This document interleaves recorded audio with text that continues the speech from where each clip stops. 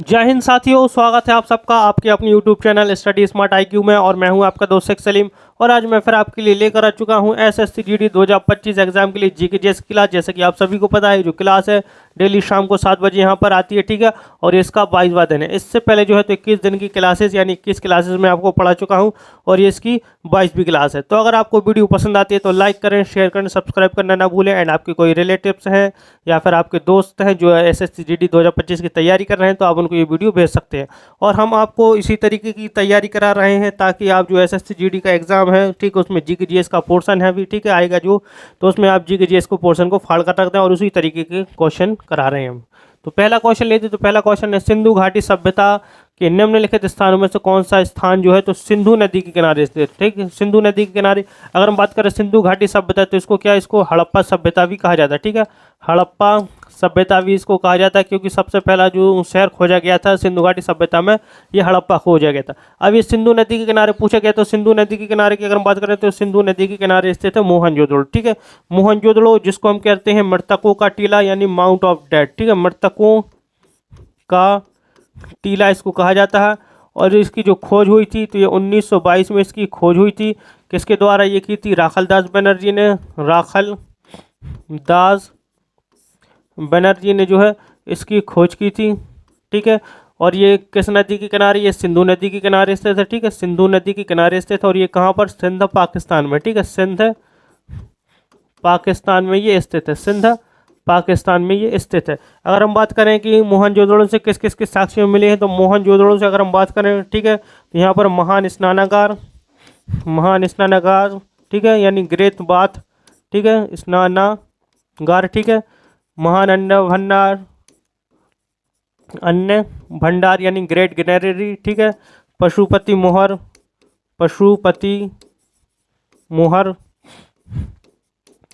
कांस्य की नृत्य करती हुई मूर्ति, ठीक है, नृत्य करती हुई मूर्ति। एंड आदमकट, दाढ़ी वाला आदमकट, ठीक है, दाढ़ी वाला आदमकट आदमी की मूर्ति, ठीक है, आदमकट आदमी, ठीक है, आदमकट आदमी जिसकी इसकी मुहर मिली है, ठीक है, इसकी मुहर मिली है। फिर इसके बाद हम बात करते हैं लोथल की, ठीक है। तो लोथल ये बंदरगाह शहर था, ठीक है, सिंधु घाटी सभ्यता का बंदरगाह है स्थल था ये, ठीक है, यहाँ पर बंदरगाह के साक्ष्य मिले हैं, ठीक है। फिर हम बात करते हैं इसकी जो खोज हुई थी 1954 में हुई थी, ठीक है, 1954 में SR राव, ठीक है, SR राव यानी शिकारीपुरा रंगनाथ राव ने जो है तो इसकी खोज की थी। ये जो है तो ये भोगवा नदी, ठीक है, भोगवा नदी जो कि साबरमती नदी की सहायक नदी, इसके किनारे स्थित है। और ये है कहाँ पर? तो ये है कच्छ गुजरात में, ठीक है, कच्छ गुजरात में ये स्थित है, ठीक है, लोथल। फिर हम बात करते हैं कालीबंगा की। तो कालीबंगा इसकी खोज जो है तो ये 1952 में हुई थी। कब? 1952 में इसकी खोज हुई थी। किसने की थी? तो इसकी खोज की थी अमलानंद घोष ने, ठीक है, अमलानंद घोष, ठीक है। तो अमलानंद घोष जो है तो उन्होंने इसकी खोज की थी। और ये किस नदी के किनारे? तो ये घग्गर नदी के किनारे स्थित है, घग्गर नदी के किनारे। और ये कहाँ पर पड़ता है? ये पड़ता है हनुमानगढ़ जिला, हनुमानगढ़ राजस्थान में, ठीक है, हनुमानगढ़ राजस्थान में ये पड़ता है। फिर उसके बाद हम बात करते हैं हड़प्पा, ठीक है। तो हड़प्पा पहला खोजा गया स्थल, ठीक है, पहला खोजा गया स्थल था ये, ठीक है, पहला खोजा गया स्थल। और इसकी जो खोज हुई थी 1921 में हुई थी। किसके द्वारा? दयाराम साहनी ने इसकी खोज की, ठीक है, दयाराम साहनी, ठीक है, दयाराम साहनी ने जो है इसकी खोज की थी।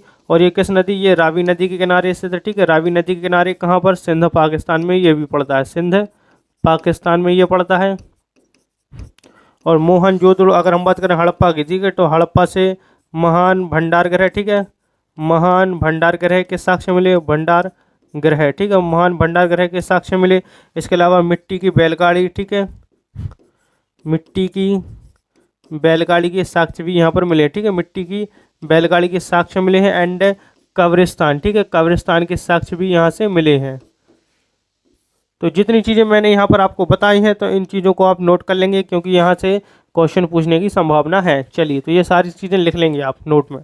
नेक्स्ट क्वेश्चन, किस संशोधन में सिंधी को 8वीं अनुसूची में 15वां भाषा के रूप में शामिल किए थे। ठीक है, तो 15वीं भाषा के रूप में शामिल किया गया था सिंधी को। तो 21 अनुच्छेद के द्वारा किया गया था। तो देखिए जो संशोधन अधिनियम हुआ था तो ये हुआ था 21वां संशोधन अधिनियम। ठीक है, 21वें संशोधन अधिनियम जो कब हुआ था, ये हुआ था 1967 में, 1967 में।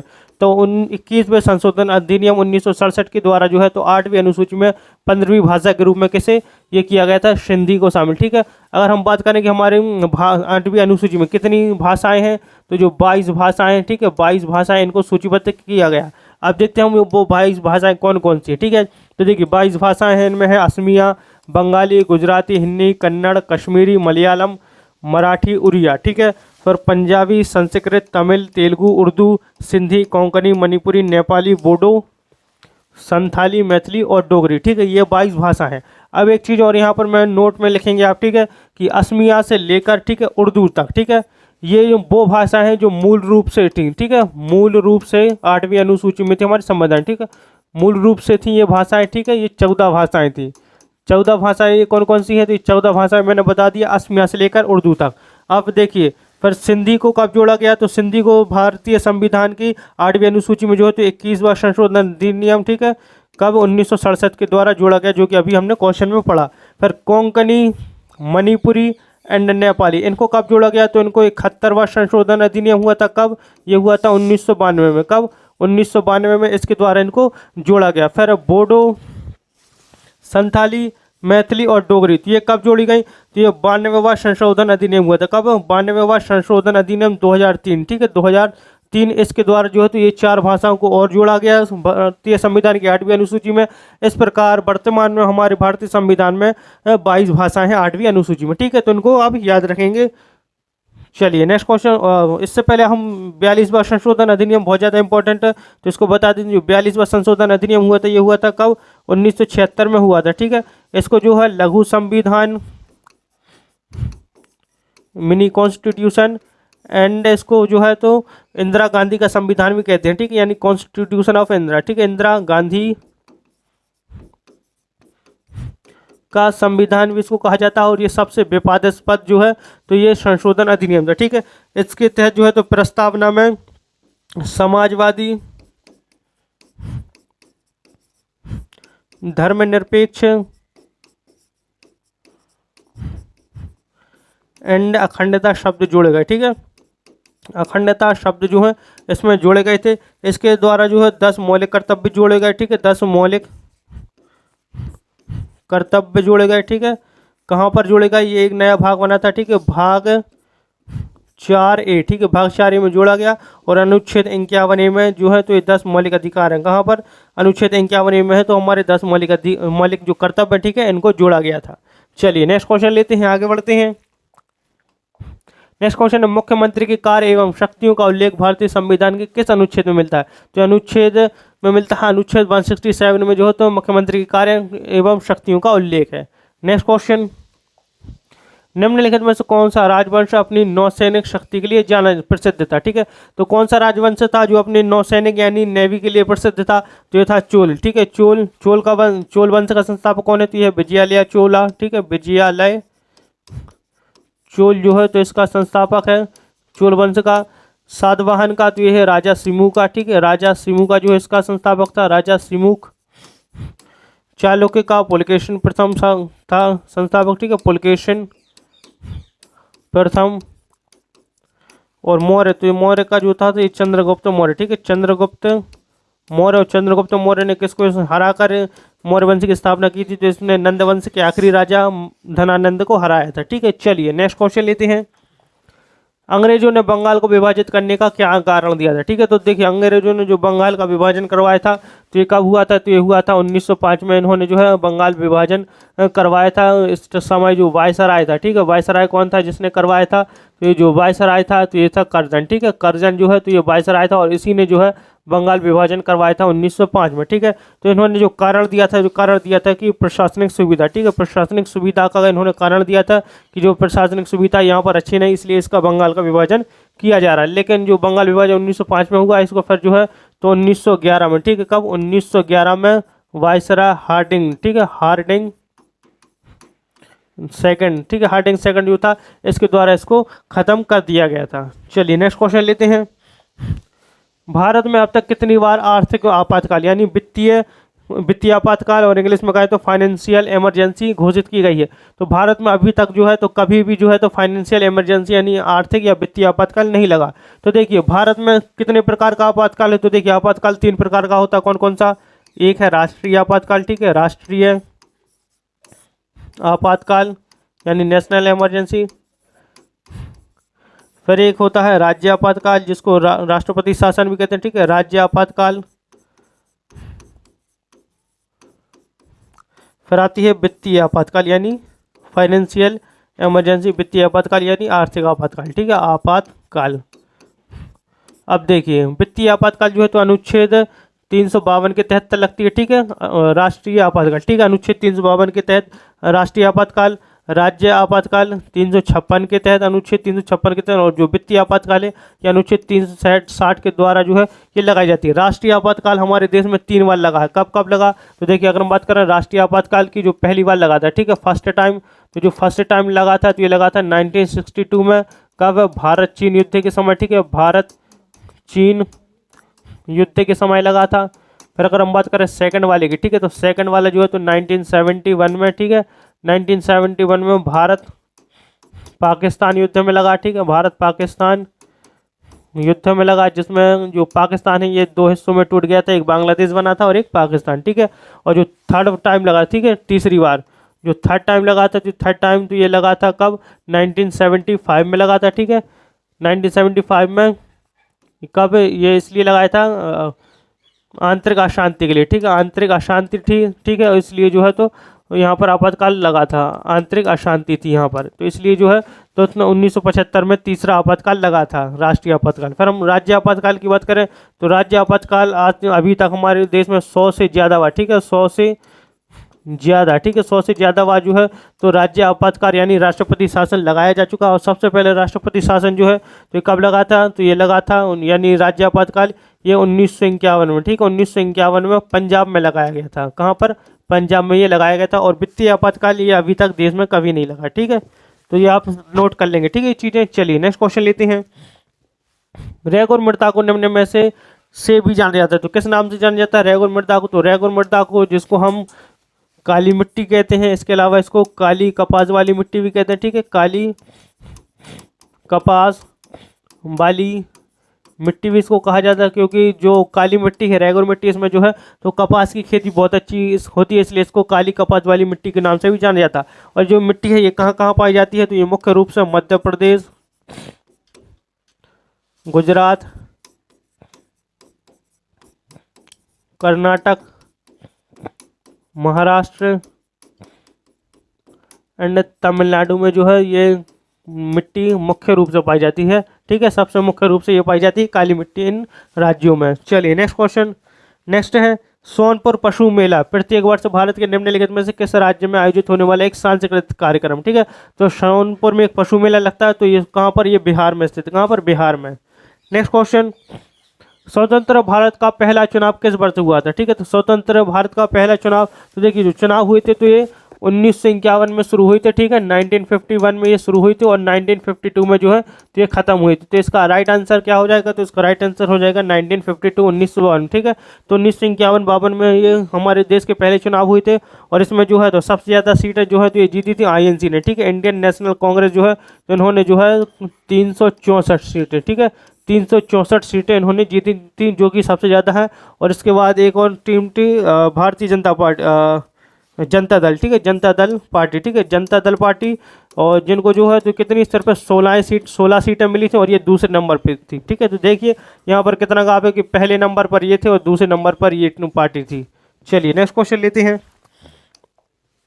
निम्नलिखित में से किसे भारतीय रेलवे के जनक के रूप में जाना जाता है, ठीक है, तो भारतीय रेलवे का जनक, तो भारतीय रेलवे का जनक जो जाना जाता है तो जाता है लॉर्ड डलहौजी को, ठीक है, डलहौजी, जो कि 1848 से लेकर 1856 तक जो है ये गवर्नर जनरल रहा भारत का, ठीक है, गवर्नर जनरल रहा भारत का।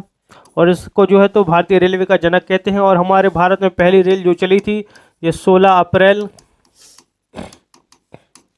1853 में चली थी, ठीक है।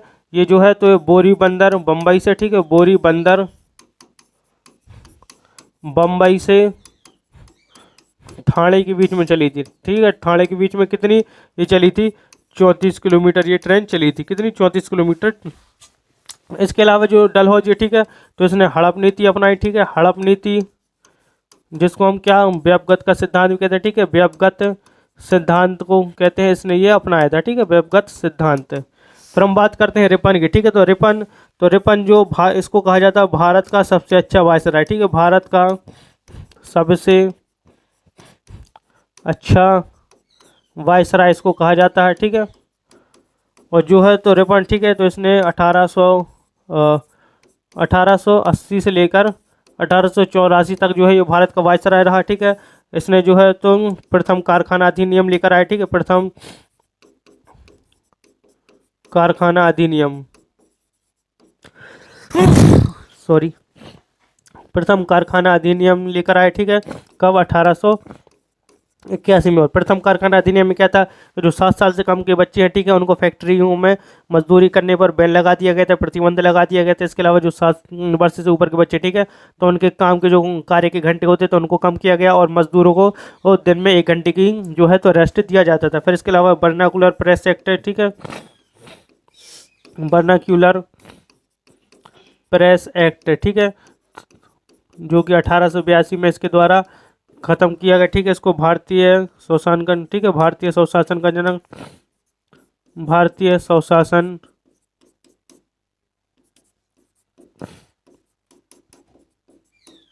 का जनक कहा जाता है, ठीक है, भारतीय स्वशासन का जनक कहा जाता है।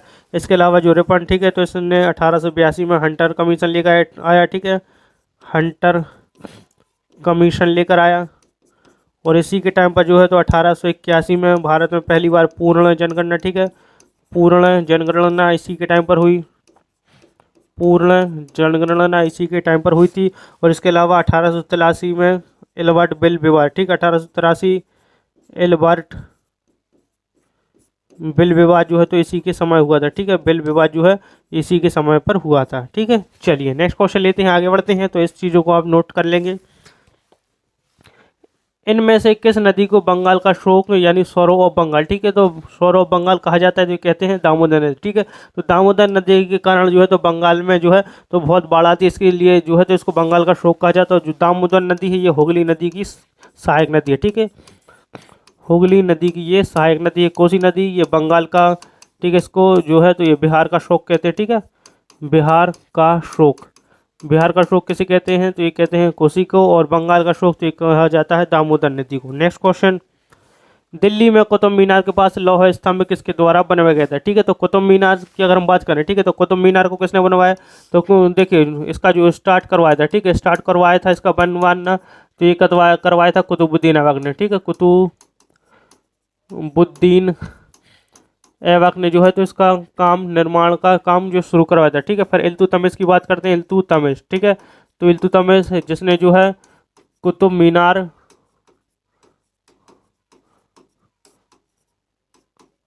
का निर्माण पूरा करवाया, ठीक है, निर्माण पूरा करवाया। इसके अलावा पुनर्निर्माण किसने करवाया इसका, ठीक है, पुनर्निर्माण, क्योंकि जो है तो इस पर बिजली गिर गई थी जिसके कारण जो है तो ये टूट गई थी, क्षतिग्रस्त हो गई। इसका पुनर्निर्माण जो है तो फिरोज शाह तुगलक ने करवाया था, ठीक है, फिरोज शाह तुगलक ने इसका जो पुनर्निर्माण करवाया। और इसके ऊपर जो है ये 5वां मंजिल, ठीक है, 5वीं मंजिल भी बनवाई थी, ठीक है, 5वीं मंजिल भी बनवाई थी जब कुतुबुद्दीन ऐबक था, ठीक है। तो कुतुबुद्दीन ऐबक ने कुतुब मीनार का सिर्फ 1 मंजिला बनवाया, उसके बाद इनकी मृत्यु हो गई थी, ठीक है। फिर उसके बाद जो इल्तुतमिश है जिन्होंने जो पूरा इसका निर्माण करवाया, इस पर 3 मंजिलें और बनवाई तो 4 हो गई, और इस पर बिजली गिर गई थी, ठीक है। तो पुनर्निर्माण फिरोज शाह तुगलक ने करवाया और इस पर 5वीं मंजिल भी बनवाई थी, ठीक है। अब ये पूछा गया कि लौह स्तंभ किसके द्वारा बनवाया गया था, तो लौह स्तंभ जो बनवाया गया था तो बनवाया गया था चंद्रगुप्त द्वितीय के द्वारा, ठीक है, चंद्रगुप्त द्वितीय, जिनको हम क्या कहते हैं, जिनको हम कहते हैं विक्रमादित्य, ठीक है, विक्रमादित्य हम इनको कहा कहते हैं। अब इन्होंने लौह स्तंभ बनवाया था, ठीक है, जिसको मेहरौली स्तंभ, कीर्ति स्तंभ भी कहते हैं, ठीक है। और जो लौह स्तंभ है, ठीक है, तो इसको लेकर कौन आया था, ठीक है, तो दिल्ली में नहीं था पहले, ठीक है, पहले ये कहीं और पर स्थापित था दौलताबाद में, लेकिन इसको दिल्ली में लेकर कौन आया, तो दिल्ली में लेकर जो आया था, ठीक है, तो दिल्ली में कहा जाता है 2 अलग अलग लोगों के अलग अलग विचार हैं, ठीक है। तो ये कहा जाता है कि तुलुब वंश के राजा थे, ठीक है, तुलुब वंश के राजा जिनका नाम था अनंगपाल, ठीक है, अनंगपाल, पाल, ठीक है। तो अनंगपाल जो है, अनंगपाल द्वितीय, तो ये लेकर आए थे, और कई इतिहासकार कहते हैं कि इल्तुतमिश लेकर आया था, ठीक है, इल्तुतमिश, ठीक है। तो कई लोग इतिहासकारों का है कि अनंगपाल जो है तो ये लौह स्तंभ को दिल्ली में लेकर आया था, और कई इतिहासकार कहते हैं कि इल्तुतमिश जो है तो इसको दिल्ली में लेकर आया था। फिर अशोक, जिसने सांची का स्तूप बनवाया, ठीक है, अशोक सांची स्तूप बनवाया, और ये जो है तो मौर्य वंश का तीसरा राजा था अकबर, ठीक है। ये सॉरी, ये मौर्य वंश का था, ठीक है, मौर्य वंश, ठीक है, मौर्य वंश का तीसरा राजा था मुगल अकबर, तो ये मुगल वंश का तीसरा राजा, ठीक है, मुगल वंश का तीसरा शासक था, ठीक है, तीसरा बादशाह था। और इसने जो है तो इसने क्या बनवाया, तो इसने जो अकबर है तो इसने बुलंद दरवाज़ा, ठीक है, फतेहपुर सीकरी में बनवाया, ठीक है, बुलंद दरवाज़ा बनवाया। इसके अलावा जो आगरा में लाल किला, ठीक है, जो आगरा किला कहते हैं, ठीक है, आगरा का किला बनवाया इसने। इसके अलावा जो इसने है तो शेख सलीम चिश्ती की दरगाह, ठीक है, शेख सलीम चिश्ती, ठीक है, शेख सलीम चिश्ती की जो है दरगाह इसने बनवाई थी। समुद्रगुप्त, जिसको भारत का नेपोलियन कहते हैं, ठीक है, भारत का नेपोलियन इसको कहा जाता है, नेपोलियन इसको कहते हैं, ठीक है। चलिए नेक्स्ट क्वेश्चन लेते हैं, आगे बढ़ते हैं। भारत का संविधान किस तिथि को अपनाया गया था, ठीक है। तो भारत का संविधान जिसको बनने में जो कितना समय लगा था, तो लगा था 2 साल 11 माह एंड 18 दिन का समय लगा था, ठीक है, भारतीय संविधान को। और इसको अपनाया गया था, तो ये अपनाया गया था 26 नवंबर 1949 को इसको अपनाया गया था। और लागू कब हुआ, तो ये लागू हुआ था 26 जनवरी 1950 को ये लागू हुआ था, ठीक है। चलिए नेक्स्ट क्वेश्चन। नेक्स्ट है, भारत में योजना आयोग की स्थापना डैश वर्ष में हुई थी, ठीक है। तो योजना आयोग की जो स्थापना हुई थी ये 1950 में हुई थी, ठीक है, ये हुई थी 15 मार्च 1950 को जो है ये योजना आयोग की स्थापना हुई थी। और 2014 में, ठीक है, 2014 में योजना आयोग का स्थान किसने ले लिया, तो ये ले लिया नीति आयोग ने, ठीक है, नीति आयोग ने जो है तो इसका स्थान ले लिया था, ठीक है, 2014 में। और नीति आयोग जिसका फुल फॉर्म होता है national institute for transforming India, ठीक है, ये है इसका full form. Next question, Yamuna निम्नलिखित में किस राज्य से नहीं गुजरती है, ठीक है। तो यमुना नदी जो कि कहाँ ये निकलती है, यमुनोत्री ग्लेशियर, उत्तरकाशी जिला, उत्तराखंड है, ठीक है, यूके से ये जो है ये निकलती है। और ये किस राज्य से होकर नहीं गुजरती, तो ये नहीं गुजरती है मध्य प्रदेश से होकर ये नहीं गुजरती, ठीक है। और जो यमुना नदी है ये गंगा की सबसे बड़ी सहायक नदी है, ठीक है, गंगा की सबसे लंबी सहायक नदी, ठीक है, सबसे लंबी सहायक नदी है। और जो यमुना नदी है ये उत्तर प्रदेश के प्रयागराज में, ठीक है, उत्तर प्रदेश के प्रयागराज है जिसको हम इलाहाबाद कहते थे, ठीक है, यहाँ पर आकर ये मिलती है गंगा नदी से। नेक्स्ट क्वेश्चन, असहयोग आंदोलन डैश में शुरू किया गया था, ठीक है। तो असहयोग आंदोलन, ठीक है, तो ये कब शुरू किया गया था, तो इसको जो है तो महात्मा गांधी के द्वारा शुरू किया गया था, ठीक है, महात्मा गांधी के द्वारा इसको शुरू किया गया था। और ये 1 अगस्त 1920 को शुरू किया गया था, ठीक है। तो इसका राइट आंसर क्या हो जाएगा, तो ये राइट आंसर हो जाएगा कौन सा, ये हो जाएगा 1921, ठीक है। और इसी दिन ये भी पूछा जाता है कि जिस दिन महात्मा गांधी ने असहयोग आंदोलन स्टार्ट किया था उस दिन किस नेता की मृत्यु हुई थी, तो उस दिन जो मृत्यु हुई थी, ठीक है, 1 अगस्त 1920 को जो मृत्यु हुई थी बाल गंगाधर तिलक की, ठीक है, बाल गंगाधर तिलक की जो है ये मृत्यु हुई थी, जिनको हम क्या कहते हैं, लोकमान्य तिलक के नाम से भी हम जानते हैं।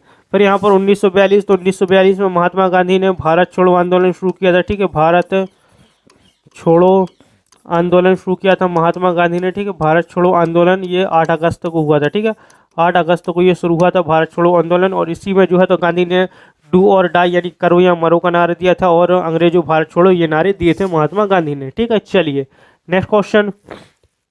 नेक्स्ट है, किस वर्ष बांग्लादेश की स्वतंत्रता की घोषणा की गई, ठीक है।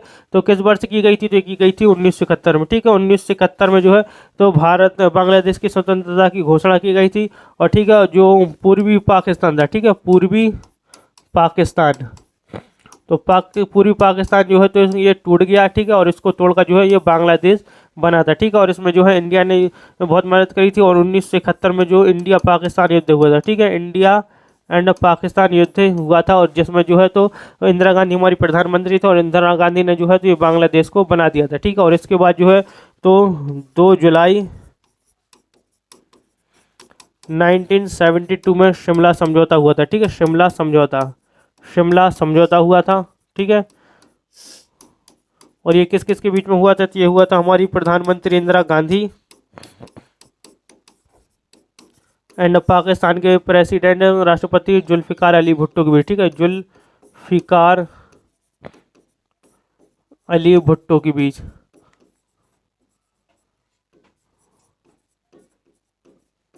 चलिए नेक्स्ट क्वेश्चन लेते हैं। 1565 में तालीकोट के युद्ध के परिणाम स्वरूप कैसे प्रमुख दक्षिण भारतीय साम्राज्य का पतन हुआ था? ठीक है, तो जो तालीकोट का युद्ध हुआ था तो ये हुआ था दक्कन सल्तनत, ठीक है, दक्कन सल्तनत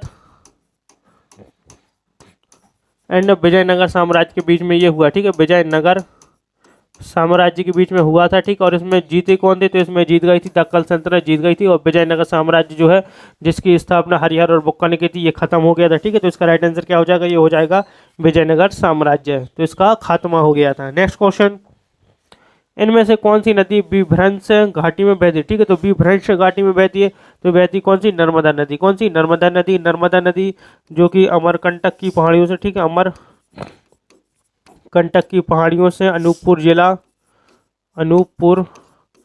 जिला, ठीक है, मध्य प्रदेश से ये होकर निकलती है नर्मदा नदी। इसको रीवा नदी, ठीक है, रीवा नदी या रेवा नदी भी कहते हैं। ठीक है, रीवा या रेवा नदी, आकाश की बेटी भी इसको कहते हैं। क्या? आकाश की बेटी भी इस नदी को कहा जाता है। ठीक है, ये जो नदी है ये पूर्व से पश्चिम की ओर बहती है। ठीक है, पूर्व से पश्चिम की ओर बहती है, और ये जो नदी है तो ये पश्चिम में बहने वाली, ठीक है, पश्चिम में बहने वाली भारत की सबसे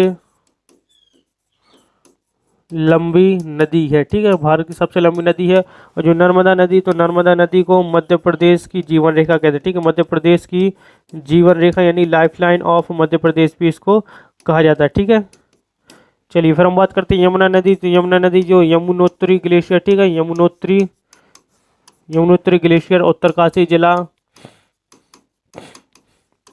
यूके, ठीक है, यानी उत्तराखंड से ये निकलती है, और ये गंगा की सबसे लंबी सहायक नदी। ठीक है, गंगा की सबसे लंबी सहायक नदी है ये, सहायक नदी है ये।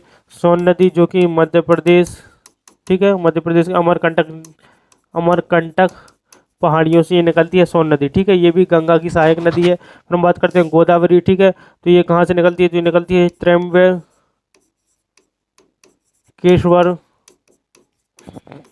नासिक, महाराष्ट्र से। ठीक है, नासिक महाराष्ट्र से जो है तो ये गोदावरी निकलती है, और जो गोदावरी नदी है ये भारत की दूसरी सबसे लंबी नदी। ठीक है, भारत की दूसरी सबसे लंबी नदी एंड दक्षिण भारत की सबसे लंबी नदी। ठीक है, दक्षिण भारत की सबसे लंबी नदी। ठीक है, दक्षिण भारत की सबसे लंबी नदी। इसके अलावा जो इसको दक्षिण गंगा, ठीक है, दक्षिण गंगा, बूढ़ी गंगा एंड वृद्ध गंगा के नाम से भी इसको जाना जाता है। ठीक है, वृद्ध गंगा के नाम से भी इसको जाना जाता है। चलिए आगे बढ़ते हैं, नेक्स्ट क्वेश्चन लेते हैं। जो चीज़ें मैंने बताई इनको नोट कर लेंगे। नेक्स्ट क्वेश्चन, रॉबर्ट्स कप निम्नलिखित में से किस खेल से संबंधित? तो रॉबर्ट्स कप जो होती है किससे? ये फुटबॉल से संबंधित है। ठीक है, फुटबॉल से। तो ये थे हमारे आज के क्वेश्चन एसएससी जीडी 2025 एग्जाम के लिए। तो आई होप आपको हमारी वीडियो पसंद आई हो। अगर वीडियो पसंद आती है तो लाइक करें, शेयर करें, सब्सक्राइब करना ना भूलें। तो मिलते हैं आपसे अगली वीडियो में, तब तक के लिए good luck and goodbye. Thank you.